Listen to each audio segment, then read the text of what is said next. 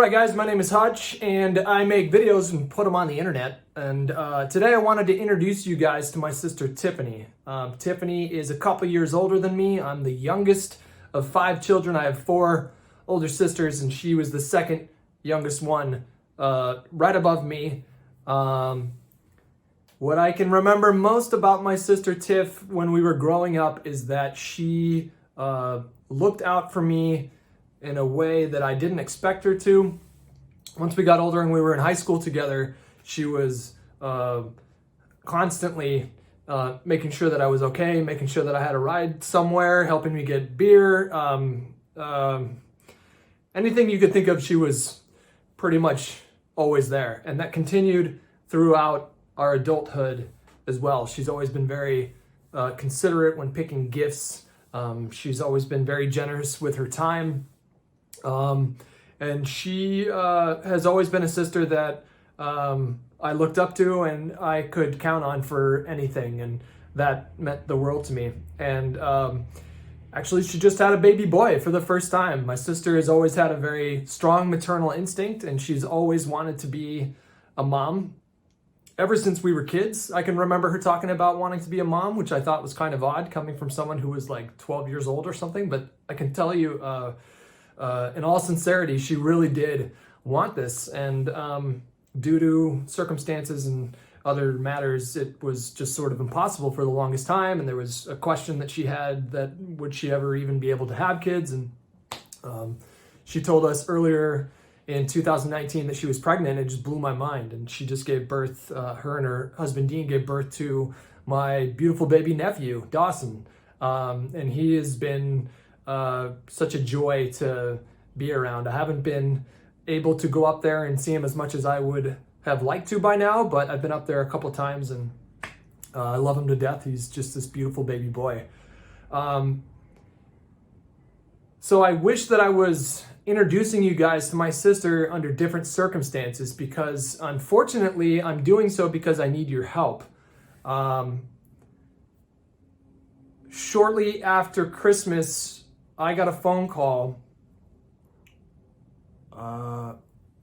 that my sister has, letting me know that my sister has stage 4 pancreatic cancer. And so I did what I think a lot of people in my spot would do in that spot, and I Googled stage 4 pancreatic cancer because I wanted to understand more about what she is going through now and what she is going to be going through as far as treatment goes. And what I discovered is that the prognosis is pretty not great. Pancreatic cancer is a particularly difficult cancer to deal with, and the survival rate is very low. I've been processing a lot of these feelings that have been coming up for the last couple weeks now, and so if I seem kind of out of it, it's difficult to talk about. But fortunately for me, I'm in a position where I could possibly help my sister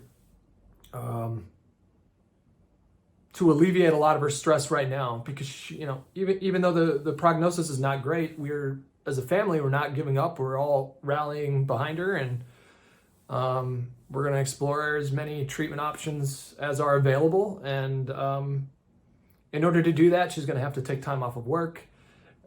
It's going to cost money. And on top of that, add to all that the fact that she just had this baby boy that she's now taking care of, or her and Dean are now taking care of. She has a ton on her plate, and I would like to be able to do whatever I can to make her life as stress-free as humanly possible, so she can focus on her treatment and focus on her baby and not have to think about too many other things. Her friend Theo set up a GoFundMe for her I can help my sister out a little bit, but I'm not like a rich man. And so I'm asking any of you guys, if you're in a position to help donate to a cause that I can promise you will be worthwhile, giving my sister peace of mind during a really difficult, grueling time would mean a lot to her. It would mean a lot to her husband. It would mean a lot to her baby later on. Looking back and seeing how people came together to help somebody that maybe they didn't even know. It would help my family, and it would be very, very much appreciated. And so for the rest of the month of January, I'm going to just try to direct as many people as I possibly can to her GoFundMe account. If you click on the tip jar icon on my stream, it'll just take you right there, and I will have that tab open because it lets you know, unless you do it anonymously, you can see people's names. And so I'll call people out on stream and acknowledge you guys and thank you guys then. So there's not really much else to say right now.